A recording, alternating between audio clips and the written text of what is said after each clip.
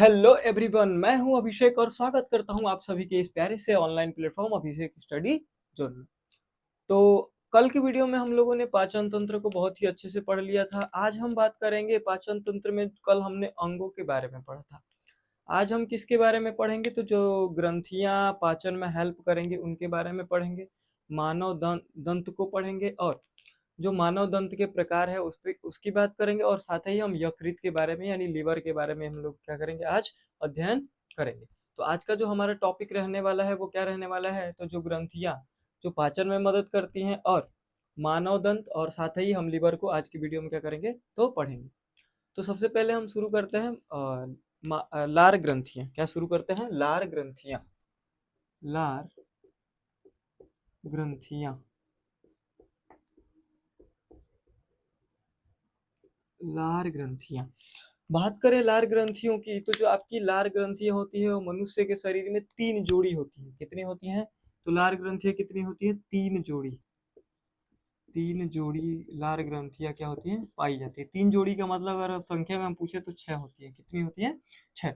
अभी 3 जोड़ी जो होती है इनका नाम क्या क्या है? तो नाम देखिए, एक का नाम है पैरोटिड। पैरोटिड। दूसरी जो है उसका नाम है सबलिंगुअल। सब लिंगुअल। लिंगुअल। सब लिंगुअल। और ये जो तीसरी होती है उसका क्या नाम है? तो सब मैंडिबुलर। सब मैंडिबुलर। सब मैंडिबुलर। अब ये जो लार ग्रंथियां होती हैं इनका काम क्या है? तो लार में बहुत सारे एंजाइम्स पाए जाते हैं। क्या पाए जाते हैं? लार में बहुत सारे एंजाइम्स पाए जाते हैं। तो पहला जो एंजाइम होता है वो होता है टाइलिन। क्या होता है? टाइलिन। पहला एंजाइम क्या पाया जाता है? टाइलिन। दूसरा एंजाइम क्या पाया जाता है? तो दूसरा एंजाइम है, इसका नाम हम रखते हैं लाइसोजाइम। लाइसोजाइम। और क्या पाया जाता है? तो एक पाया जाता है डाइस्टेज। उसके अलावा एक लास्ट में क्या पाया जाता है? म्यूकस। क्या पाया जाता है? म्यूकस, जो भोजन को क्या बनाता है? तो चिपचिपा बनाता है। अब ध्यान दीजिए, जो आपका टाइलिन है वो और ये आपका जो डाइस्टेज है, ये क्या करते हैं दोनों के दोनों? तो ये पचाने का काम करते हैं किसको? स्टार्च को, मंड को। मंड या स्टार्च। चोकर। चोकर जो हम लोग आटे में से चाल के चलनी के द्वारा क्या कर देते हैं, अलग कर देते हैं, उसको पाचन करता है। यही, यदि आटे में चोकर नहीं रहेगा तो क्या होगा कि हमको भोजन को पचाने में क्या होगा, बहुत सारी समस्याएं आएंगी। अगर हम आटे में से पूरा का पूरा चोकर निकाल दे तो क्या बन जाता है? मैदा बन जाता है। और आप कभी मैदे की 5 से 6 पूरी रोटी खा लीजिए, आपसे नहीं पचेगा। यानी ये चोकर रहना भी हमारे लिए क्या होता है? जरूरी होता है। डाई स्टेज पचाता है, डाई स्टेज, ठीक है। ये जो म्यूकस है वो भोजन को चिपचिपा बनाता है। क्या करता है? तो भोजन को चिपचिपा, चिपचिपा बनाता है। आपने देखा होगा कि जब हम भोजन को खाते हैं और कभी कुछ कंकड़ वंकड़ हमारे दांत के नीचे आए तो हम उसको उगल लेते हैं, उगलते हैं, देखते हैं तो भोजन हमने खाया था सूखा सा और वो कैसा हो जाता है? चिपचिपा। उसको बोलते हैं बोलस। क्या बोलते हैं? बोलस। चिपचिपा भोजन को क्या बोलते हैं? बोलस। अगला आता है, क्या है आपका? लाइसोजाइम। लाइसोजाइम। अब हम लोग क्या करते हैं कि मान ले बहुत सारे लोगों की आदत होती है कि वो बिना हाथ धोए खाना खाते हैं। गए, उठा, मुंह में डाल दिया, यानी हम खाना शुरू कर देते हैं। तो हमारे इस मुंह में बहुत सारे हमारे इस हाथ में बहुत सारे बैक्टीरियाज होते हैं। उनको लाइसोजाइम क्या करता है? तो मारने का काम करते हैं, यानी जीवाणुओं को क्या करता है? जीवाणुओं को नष्ट करता है। क्या करता है? नष्ट करता है। जीवाणुओं को नष्ट करता है, ठीक है। अब जो ये आपका लार ग्रंथियां हैं इनका क्या काम है? तो भोजन में बहुत सारे पचाने में हेल्प करती हैं और भोजन को चिपचिपा बनाती है। और आपको पता होना चाहिए कि जो लार होता है वो हमारे शरीर में 1.5 लीटर प्रतिदिन बनता है। कितना? 1.5 लीटर प्रतिदिन। 1.5 लीटर प्रतिदिन हम लोग लार श्रावण करते हैं। सोच लीजिए 1.5 लीटर का मतलब कि अब उतना पानी एक बोतल में आ जाता है, ठीक है। तो ये था हमारा लार ग्रंथि। अब इसके बाद हम बात करेंगे मुख गुहा में ही अभी हम चलेंगे। तो मुख गुहा में हम अगला देखते हैं, दांत आता है। क्या आता है? दांत। चलिए दांत के बारे में बात कर लेते हैं।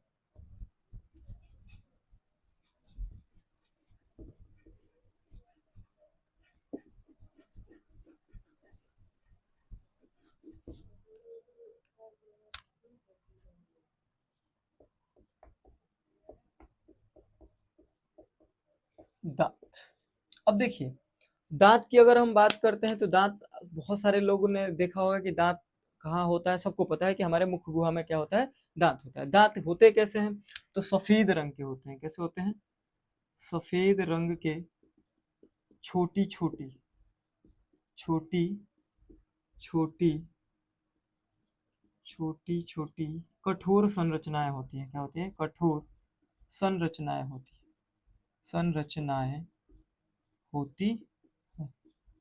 दांत हमारे किस काम में आता है, तो दांत भोजन को चबाने में, काटने में और चीरने फाड़ने में क्या होता है, तो मदद करता है। अब ये जो दांत होता है वो हमारे शरीर में क्या करता है, तो चीरने फाड़ने और काटने के काम में आता है। अब ये जो दांत होता है, या आप लोगों ने बहुत सारे जानवरों को देखा है, तो बहुत सारे जानवर जो होते हैं अपने दांत की सहायता से क्या करते हैं, तो शिकार करते हैं। क्या करते हैं, शिकार करते हैं। और बहुत सारे ऐसे जीव जो होते हैं जो क्या करते हैं, अपने दांत से क्या करते हैं, तो भोजन को ग्रहण करते हैं और चीरने फाड़ने के। या बहुत सारे जानवर जो होते हैं अपने दांत से ही अपनी रक्षा भी कर लेते हैं। क्या करते हैं, अपने दांत से अपनी रक्षा भी कर लेते हैं। अब क्या होता है कि जो आपके दांत होते हैं वो जो सफेद होते हैं, यानी दांतों की चमक किसकी वजह से होती है, तो इनेमल की वजह से होती है। किसकी वजह से, इनेमल, यानी दांत जो चमकता है वो किसकी वजह से होती है, इनेमल की वजह से आपका दांत जो है वो सफेद रंग का चमकता है। अब दांत बने किस चीज के होते होंगे, तो आप सोचते हैं कि दांत जो होते हैं वो किस चीज के होंगे, तो हड्डियों के बने होंगे। नहीं, दांत किस चीज के बने होते हैं, तो दांत का निर्माण होता है कठोर तालू से। किससे निर्माण होता है, कठोर तालू से। दांतों का निर्माण किससे होता है, कठोर तालू से। ठीक है। अब हम लोग देखते हैं कि हर एक चीज का जब हम अध्ययन करते हैं तो उसको हम नाम देते हैं। तो वैसे ही दांतों के अध्ययन को क्या कहते हैं, दांतों के अध्ययन, यानी दांतों का अध्ययन क्या कहलाता है, ओडोंटोलॉजी। ओडोंटोलॉजी।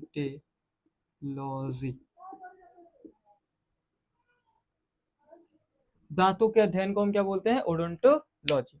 तो दांत हम किसको कहते हैं, तो दांत हमारी जो मुख गुहा होती है उसमें सफेद रंग के छोटी छोटी एवं कठोर संरचनाएं पाई जाती हैं।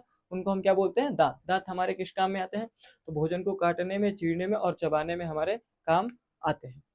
इसके बाद हम बात करते हैं दांतों की विशेषताओं के बारे में। दांतों की विशेषताएं देखते हैं। जो दांतों की विशेषताएं हैं वो क्या होती है, तो चलिए उस पर बात कर लेते हैं। दांतों की विशेषताएं क्या है, विशेषताएं। अब इसके बाद बात करेंगे दांतों की विशेषताओं के बारे में। तो दांतों की विशेषताएं क्या है, तो पहली विशेषता होती है, ये होते हैं गर्त दंती। क्या होते हैं, गर्त दंती।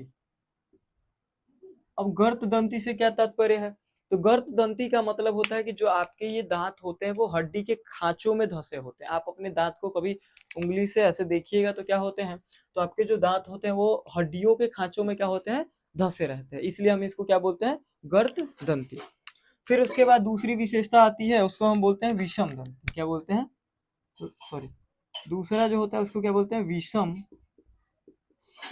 दंती। क्या बोलते हैं, विषम दंती। और विषम दंती से क्या तात्पर्य है, तो विषम दंती से तात्पर्य यह है कि जो आपके मनुष्य के दांत हैं वो अलग अलग प्रकार के होते हैं। यानी आगे के दांतों का स्ट्रक्चर अलग है, थोड़ा सा आगे बढ़ेंगे तो उनका स्ट्रक्चर अलग है, फिर और अंदर चलेंगे तो उनका स्ट्रक्चर क्या है। यानी ये मनुष्य में अलग अलग प्रकार के दांत पाए जाते हैं और उनका अलग अलग काम भी होता है। उसको हम आगे बात करेंगे। ठीक है। इसके बाद होता है तीसरा, द्विबार दंती। क्या होते हैं, द्विबार दंती। द्विबार दंती का मतलब कि मनुष्य में कुछ ऐसे दांत होते हैं जो दो बार उगते हैं। क्या होते हैं, दो बार उगते हैं, उगते हैं। अब दो बार उगने से क्या तात्पर्य है, आप लोगों ने देखा होगा कि हमारे कुछ दांत बचपन में टूट गए थे फिर से आ गए, यानी वो दो बार दंती यानी द्विबार दंती होते हैं। तो हम इनको कहते हैं दूध के दांत। जो दो बार उगते हैं उनको हम क्या बोलते हैं, दूध के दांत। अब जो मनुष्य होता है उसमें दूध के दांतों की संख्या कितनी होती है, तो 20 होती है। ये याद रखिए, कितनी होती है, 20 होती है। और जो द्विबार दंती होते हैं उसमें कौन सा दांत है जो दोबारा नहीं उगता है, तो प्रीमोलर। प्रीमोलर। अगर हम प्रीमोलर को छोड़ दे तो सारे दांत हमारे क्या होते हैं, तो दो बार उगते हैं। प्रीमोलर का मतलब होता है हिंदी में अग्रचवर्ण। क्या होता है, अग्रचवर्ण। यानी हम प्रीमोलर को छोड़ दें तो सारे के सारे दांत जो होते हैं वो क्या होते हैं, तो हमारे पूरी लाइफ में दो बार उगते हैं। यानी हर एक मनुष्य के जीवन में या हर एक मनुष्य की पूरी जिंदगी में ये कितने बार उगते हैं दांत? 2 बार, इसलिए हम इनको बोलते हैं द्विबार दंती। तो ये थी दांतों की विशेषताएं। पहला, गर्त दंती, यानी जो हमारे दांत होते हैं वो हड्डियों के खांचों में धंसे होते हैं। दूसरा, विषम दंती, यानी दांत के अलग अलग प्रकार होते हैं। तीसरा, द्विबार दंती, यानी हमारे हमारे मुख में जो दांत होते हैं वो 2 बार उगते हैं, जिनको हम क्या बोलते हैं? दूध के दांत।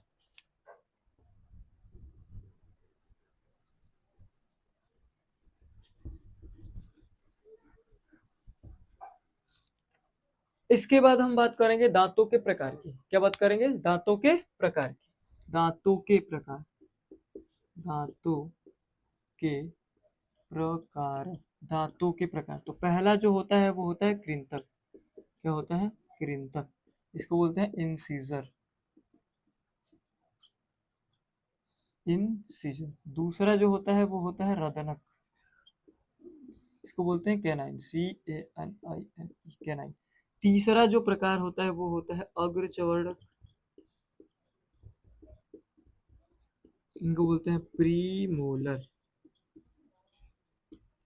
चौथा जो प्रकार होता है वो होता है चवर्णक,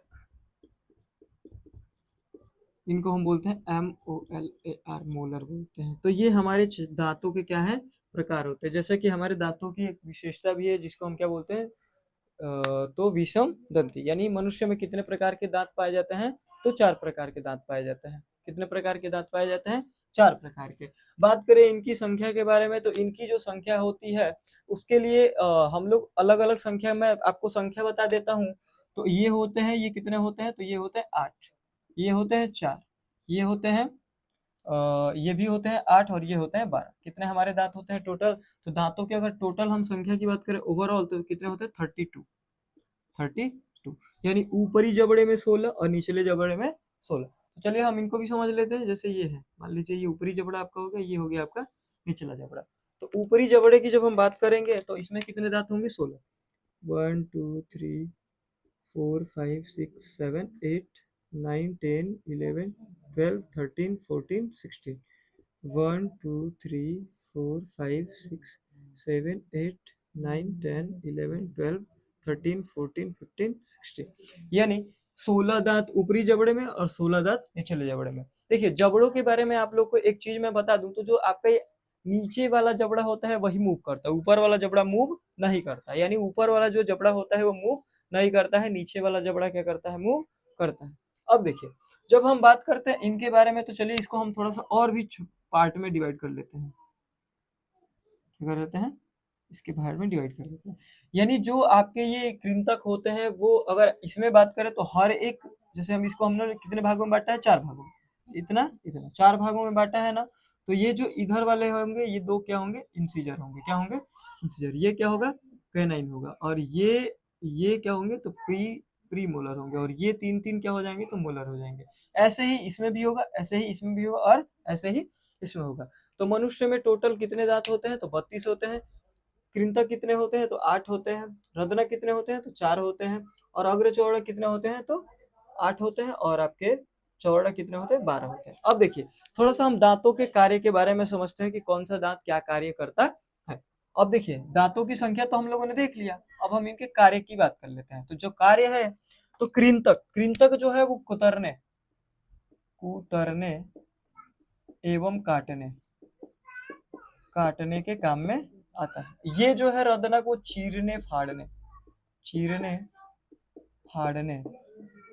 अग्रचौड़क जो और ये चौड़क जो होते हैं वो चबाने के काम में आते हैं। क्या करते हैं? चबाने के काम में आते हैं। अब देखिए जो कृंतक होता है वो 6 महीने के आसपास में आ जाते हैं। नहीं, कोई बच्चा अगर 6 मंथ का होता है तो वो क्या होता है? तो उसके में ये दांत आ जाता है। बात करें चौड़कों की, तो जब कोई बच्चा 13 से 14 साल का हो जाता है तो ये आने शुरू हो जाते हैं। ठीक है, ये था क्या है? तो दांतों के कार्य कुतरने एवं काटने, चीरने फाड़ने और चबाने के काम में आता है। इसके बाद हम थोड़ा सा दंत सूत्र की बात करते हैं, जिससे कि ये जो हमारा दांत है वो उनकी संख्या जल्दी से क्या हो जाए? याद हो जाए। देखिए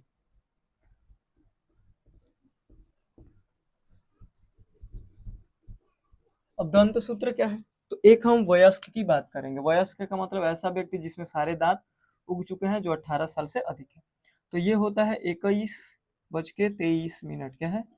21:23 और मल्टीप्लाई करेंगे 2 से। ये होते हैं आई, ये होते हैं सी, और ये होता है पी एम, और ये होता है इंसीजर, कैनाइन, प्रीमोलर और मोलर। अब देखिए मैंने ये वाला हिस्सा एक लिखा है यहाँ, और ये वाला हिस्सा लिखा है यहाँ, और मैंने उसको 2 से मल्टीप्लाई कर दिया है, क्योंकि उसमें क्या होता है तो 2 से मल्टीप्लाई किया, क्योंकि हमने उसको डबल रूप में देखा है। अब देखिए इनको हम क्या करते हैं तो इन दोनों को ऐड कर देते हैं। क्या करते हैं, इन दोनों को ऐड करिए, ऐड करेंगे तो 4 होगा, 4 में 2 से मल्टीप्लाई करेंगे तो 8, यानी हमके आपके इंसीजर कितने होते हैं तो 8 होते हैं। उसके बाद बात आती है कैनाइन की, तो कैनाइन कितने होते हैं 1 1 2, 2 में 2 का मल्टीप्लाई करेंगे तो क्या हो जाएगा 4, यानी ये कितने होते हैं 4। ये देखेंगे तो 2 और 2 कितने होंगे 4, 4 में 2 का मल्टीप्लाई करेंगे तो हो जाएगा 8, यानी ये कितने होते हैं 8। इसके बाद बात करेंगे इसकी, तो 3 3 6, 6 में 2 का गुणा करेंगे तो कितने हो जाएगा 12, यानी टोटल आपके कितने आ जाएंगे 32। अगर हम ऊपरी जबड़े की बात करें तो इसमें इनको जोड़ लीजिए, 2 1 3, 3 2 5, 5 3 8, 8 दूनी का 16, यानी ऊपर 16 और नीचे कितने हो जाएंगे 16, और 16 16 मिला के कितने हो जाएंगे आपके दांत 32। अब इसके बाद ये था हमारा दंत सूत्र। इसको याद कैसे करेंगे तो याद करिए, इंडिया कंट्रीज पीएम मोदी, यानी इंडिया कंट्री पीएम यानी प्राइम मिनिस्टर कौन है मोदी जी। इसके बाद आता है शिशु दंत सूत्र। क्या आता है शिशु यानी बच्चे में, शिशु दंत सूत्र,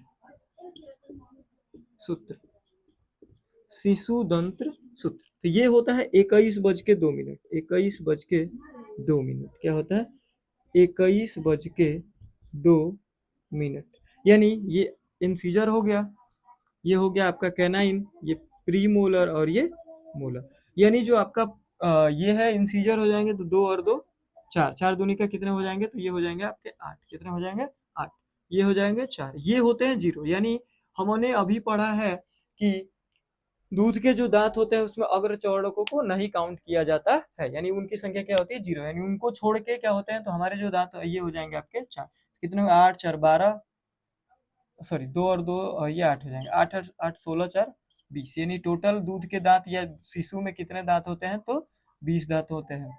ये था हमारा दांत और दांतों से संबंधित सारी चीजें।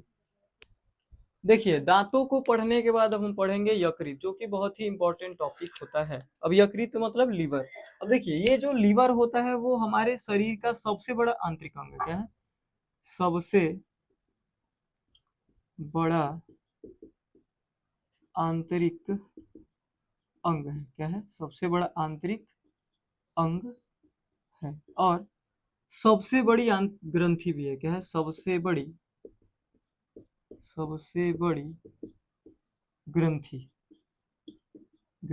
है।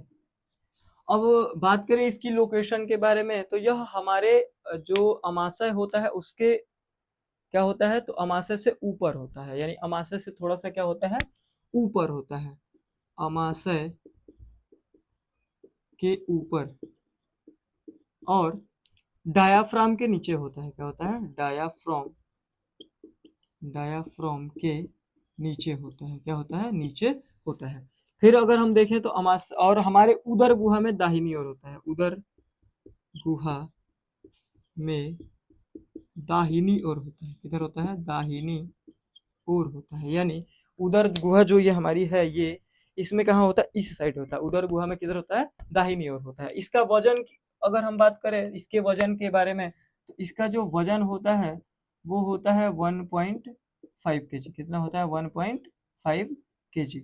तो देखिए यकृत क्या है तो यह हमारे शरीर की सबसे बड़ी ग्रंथि के साथ साथ सबसे बड़ा आंतरिक अंग है। यह उदर गुहा में किधर स्थित होता है तो दाहिनी ओर स्थित होता है, और अमाशय के जस्ट ऊपर होता है, और डायाफ्राम से क्या होता है नीचे होता है। डायाफ्राम क्या होता है तो डायाफ्राम जो होता है वो हम श्वसन में पढ़ेंगे। ठीक है, अब देखिए इसमें क्या होता है तो जो हमारा ये यकृत होता है इसमें एक और पाया जाता है पित्ताशय। क्या पाया जाता है पित्ताशय।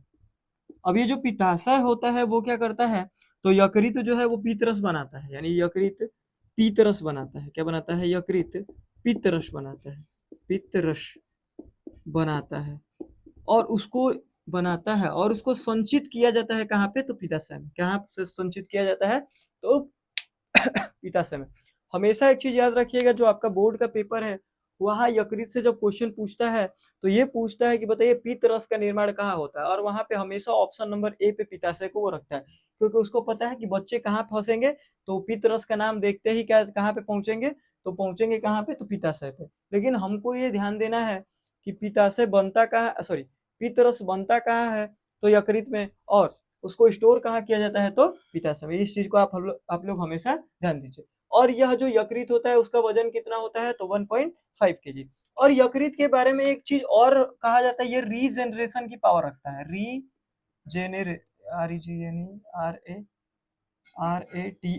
अब ये रीजनरेशन का मतलब क्या होता है सर, तो रीजनरेशन का मतलब होता है एक ऐसा अंग जिसको अगर हम काट के आधा या 40% अंग इसमें से काट के किसी और व्यक्ति में लगा दे, तो लिवर जिस व्यक्ति में काटा गया था वो भी अपने आप को पूरा बना लेगा, और जिस व्यक्ति में उसको काट के लगाया गया था वो भी अपने आप को क्या कर लेगा, पूरा बना लेगा। यानी जो लिवर होता है वो क्या करता है, तो रीजनरेशन की पावर रखता है। जैसे आप लोगों ने छिपकली को देखा होगा, तो जो छिपकली की पूंछ होती है वो क्या करता है, होती है, तो आप अगर वो कट जाती है तो देखा होगा आप लोगों ने कि कुछ दिनों के बाद क्या हो जाती है, उसकी पूंछ फिर वापस आ जाती है। इसी को हम क्या बोलते हैं, रीजनरेशन की पावर। अब ये जो यकृत होता है वो हमारे शरीर में या हमारे पाचन तंत्र में बहुत ही महत्वपूर्ण भूमिका निभाता है। यह बहुत सारे कार्यों को क्या करता है, तो संपादित करता है। जैसे पचाने में मदद करता है, तो वहां से क्या निकालता है, तो पीतरस निकालता है। अब ये जो पीतरस होता है वो कहाँ स्टोर होता है, तो पित्ताशय में स्टोर होता है। इसके आगे हम बात करेंगे, थोड़ा सा पित्ताशय के बारे में बात कर लेते हैं। किसके बारे में, पित्ताशय के बारे में। पित्ताशय, अब देखिए ये जो पित्ताशय होता है वह नीले रंग का होता है। किस रंग का होता है, तो नीले रंग का होता है, नीले रंग का। उसके बाद बात करें इसकी लंबाई, तो इसकी जो लंबाई है वो कितनी होती है, इसकी लंबाई होती है 8 सेंटीमीटर, और इसकी जो चौड़ाई होती है वो होती है कितनी आपकी, तो वो होती है 4 सेंटीमीटर के आसपास। यानी ये 4 सेंटीमीटर के आसपास। अब ये क्या होता है, तो ये क्या करता है, तो यह थैलीनुमा क्या होती है, संरचना होती है। इसमें क्या होता है, तो आपका यकृत जो पित्त रस को बनाता है वहां वो यहाँ पे क्या हो जाता है, तो पित्त रस का संचय होता है, पित्त रस का संचय। ठीक है, पित्त रस का संचय। अब ये जो पित्त रस होता है इसकी अगर हम पीएच की बात करें, तो पीएच होता है इसका 8। यानी यह कैसा होता है, क्षारीय होता है। और यह भोजन को जब हम किसमें क्या कहते हैं इसको, अमाशय से जब भोजन निकलता है ग्रहणी की ओर, तो वहां पे भोजन कैसा होता है, तो अम्लीय रहता है। तो अम्लीय को यह क्या करता है, तो क्षारीय में बदलता है। यानी इसकी प्रकृति कैसी होती है, तो क्षारीय होती है। और यह भोजन को भी क्या कर देता है, तो क्षारीय प्रकृति में बदल देता है। तो ये था आपका पित्ताशय। और पित्ताशय और जो ये पित्त रस होता है इसका रंग कैसा होता है, तो हरा पीला भूरा, हरा पीला एवं भूरा सब मिक्सचर हम कह सकते हैं। हरा पीला एवं भूरा कलर का होता है कि क्या क्या, तो पित्त रस। ठीक है, जिसको हम बोलते हैं क्या, पित्त रस। अब इसके बाद हम बात करेंगे क्या, तो यकृत के कार्य की। किसकी बात करेंगे, यकृत के कार्य की। यकृत के कार्य की बात करते हैं। देखिए यकृत के कार्य, यकृत के कार्य, पहला पित्त रस का श्रवण करते हैं। क्या है, पित्त रस का श्रवण, श्रवण। दूसरे कार्य यानी पित्त रस को बनाता है, और पित्त रस को क्या करता है, स्रावित करता है। जो पित्त रस जाके कहाँ संचय संचय होता है, तो वो होता है पित्ताशय में। दूसरा वसा का इमल्सीकरण, वसा का इमल्सीकरण। वसा का इमल्सीकरण से क्या तात्पर्य है, तो वसा को और छोटे छोटे टुकड़ों में तोड़ देता है, कि जिससे कि जो आपका लाइपेज है, जो कल हम लोगों ने पढ़ा था कि लाइपेज वसा को क्या करता है, तो पचाता है। तो इमल्सीकृत जो वसा होता है उसको लाइपेज क्या करता है, वसा को और छोटे छोटे टुकड़ों में तोड़ देता है, जिससे हमारा लाइपेज जो एंजाइम होता है वो वसा को आसानी से पचा सके। तीसरा जो होता है वो हिपेरिन का निर्माण करता है। किसका निर्माण, हिपेरिन, हिपेरिन का निर्माण। हिपेरिन का निर्माण, ये हिपेरिन क्या होता है, तो हिपेरिन एक प्रतिस्कंदक एंजाइम क्या है, प्रतिस्कंदक। प्रतिस्कंदक का मतलब होता है कि यह खून को जमाने से रोकता है। अब मान लीजिए कि आपकी जो धमनियां बह रही हैं उसमें क्या कर दिया जाए, तो खून को जमाने दिया जाए। यानी किसके, तो रुधिर वाहिनियों के अंदर खून को जमने से कौन रोकता है, तो हिपेरिन। यह क्या है, एक प्रकार का प्रतिस्कंदक है। अब चौथा क्या है, तो प्रोथ्रोम्बिन, प्रोथ्रोम्बिन एवं फाइब्रिनोजन का निर्माण करता है। फाइब्रिनोजन का निर्माण करता है। किसका? तो प्रोथ्रोम्बिन और फाइब्रिनोजन का निर्माण करता है। ये दोनों क्या करते हैं? तो ध्यान दीजिए, इन दोनों का, जैसे इसका क्या काम है कि यह रुधिर वाहिनियों के अंदर खून को जमने नहीं देता है, लेकिन जब चोट हमको लगती है तो ये फाइब्रिनोजन और प्रोथ्रोम्बिन क्या करते हैं? तो बाहर खून को जमने देते हैं। अब देखिए, इन दोनों को हम याद कैसे करते हैं कि ये किसको जमाता नहीं है, कि कौन जमाने में हेल्प करता है। मान लीजिए कि ये तीनों किसी एक स्कूल के क्या है? स्टूडेंट है। अब ये लोग क्या करते हैं? ये अपना अलग ही रुतबे में है कि मैं खून को जमने नहीं दूंगा, और ये दोनों क्या है कि हम लोग खून जमा के ही मानेंगे। फिर इन लोगों ने आपस में झगड़ा किया, क्या किया? लड़ाई किया। अब झगड़ा जब इन लोगों ने किया तो वो मैटर पहुंच गया किसके पास? तो प्रिंसिपल के पास। अब प्रिंसिपल ने सुना तो देखा, अरे एक तो वो कह रहा है कि मैं जमने नहीं दूंगा, एक कह रहा है कि मैं जमा दूंगा। अब उन लोगों ने, उन दो प्रिंसिपल ने बहुत सारा विचार विमर्श किया और उसने एक निर्णय निकाला कि आप रुधिर वाहिनियों के अंदर खून को जमने नहीं देंगे। क्या करेंगे? आप रुधिर वाहिनियों के अंदर खून को जमने नहीं देंगे। कौन? किसको? तो हिपेरिन को। और ये जो होते हैं प्रोथ्रोम्बिन और फाइब्रिनोजन, इनसे कहा गया कि भैया जब भी कभी किसी इंसान को चोट लग जाए और खून बाहर निकलने लगे, उस कंडीशन में आप लोग क्या करेंगे? तो खून को क्या कर देंगे? जमा देंगे। ठीक है, तो इनका झगड़ा भी समाप्त हो गया और हम लोग को याद भी हो जाएगा। पांचवा जो होता है वो कहता है ग्लूकोज को ग्लाइकोजन में बदलता है। ग्लाइकोजन ग्लाइकोजन में बदलता है। क्या करता है? बदलता। अब देखिए, ग्लूकोज, जब हम खाना खाते हैं और हमारे शरीर में बहुत ज्यादा मात्रा में ग्लूकोज पहुंच जाती है तो उसको क्या करता है ये, कि उसको ग्लूकोज को ग्लाइकोजन में बदल देता है और अपने अंदर ही क्या कर लेता है? संचित कर लेता है। और जब हम लोग या कोई भी इंसान व्रत रहता है, उस कंडीशन में ये ग्लाइकोजन थोड़ा थोड़ा टूट के ग्लूकोज के रूप में हमारे शरीर को क्या देता है? ऊर्जा देता रहता है। ठीक है, अगला जो कार्य है 6 नंबर, उसको अभी रुकिए देख लेते हैं। 6 नंबर जो है तो वो है, तो वसा का भी ये संचय करता है। कौन? यकृत। यानी छठवां हम कह सकते हैं कि वसा का संचय, यानी हमारे शरीर में जब वसा ज्यादा हो जाते हैं तो उसका भी ये क्या करता है? वसा का संचय करता है। कौन? यकृत। वसा का संचय। सातवें की बात करें तो सातवें में अमोनिया को यूरिया में बदलता है। यूरिया में बदलता है। अब देखिए, अमोनिया जो होता है वो हमारे शरीर के थोड़ा सा ज्यादा खतरनाक होता है। ये हमारे शरीर के लिए क्या होता है? कम खतरनाक होता है। कौन? यूरिया। अब देखिए, ये क्या करता है? तो निरंतर अमोनिया को किसमें चेंज करता रहता है? तो यूरिया में। नहीं चेंज करेगा तो हमारे शरीर में अमोनिया की मात्रा बढ़ जाएगी, जिससे हमको बहुत सारी समस्याएं आ सकती है या हम मर भी सकते हैं, क्योंकि अमोनिया जो होती है वो बहुत हमारे शरीर के लिए क्या होती है? खतरनाक होती है। अगर आप सभी लोगों को कहीं अमोनिया देखना है या उसके बारे में जानना है तो आप किसी पब्लिक टॉयलेट में चले जाइए, जहाँ जिसकी सफाई बहुत सारे दिनों से, वहां पे जाएंगे तो इतनी खतरनाक गंध आएगी, तीक्ष्ण गंध आएगी, जिसको आप बर्दाश्त नहीं कर पाएंगे। वो कौन सी गैस होती है? तो अमोनिया होती है। ठीक है, अब एक सबसे बड़ा काम जो हमारा ये है, कौन? लीवर करता है, वो है कि विष विष अगर कभी चीजें, कोई अंदर जहर खा लेता है या विष खा लेता है तो उसके विष के प्रभाव को निष्क्रिय करता है। प्रभाव को निष्क्रिय कर देता है। क्या कर देता है? विष के प्रभाव को निष्क्रिय कर देता है। यानी विष के प्रभाव को यह क्या कर देता है? तो क्या कर देता है? तो विष के प्रभाव को निष्क्रिय कर देता है, विष के असर को कंप्लीटली क्या कर देता है? समाप्त कर देता है। अगला जो कार्य है वो क्या है? तो इसका अगला जो कार्य है वो है कि आरबीसीज का निर्माण भी करता है। ये कभी कभी आरबीसीज का निर्माण कहाँ होता है? तो आपके लीवर में होता है। ठीक है, तो ये थे लीवर के कार्य। इस वीडियो में हम लोगों ने लार ग्रंथि, दांत और लीवर और उसके कार्य को क्या किया? बहुत अच्छे से समझा है। आशा करता हूँ कि आज का सेशन आपके लिए बहुत ही उपयोगी होगा। लास्ट में मैं 2 लाइनों के साथ इस वीडियो को समाप्त करता हूँ। ठीक है, जब आंखों में अरमान लिया मंजिल को अपना मान लिया। क्या? आंखों में अरमान लिया मंजिल को अपना मान लिया, है मुश्किल और आसान क्या, जब ठान लिया तो ठान लिया। अगर आप सभी लोग को ये वीडियो अच्छा लगा है तो हमें सब्सक्राइब करें और अपने भी दोस्तों के पास इस वीडियो को ज्यादा से ज्यादा शेयर कीजिए। ठीक है, आज के लिए बस इतना ही। बहुत बहुत धन्यवाद। जय हिंद।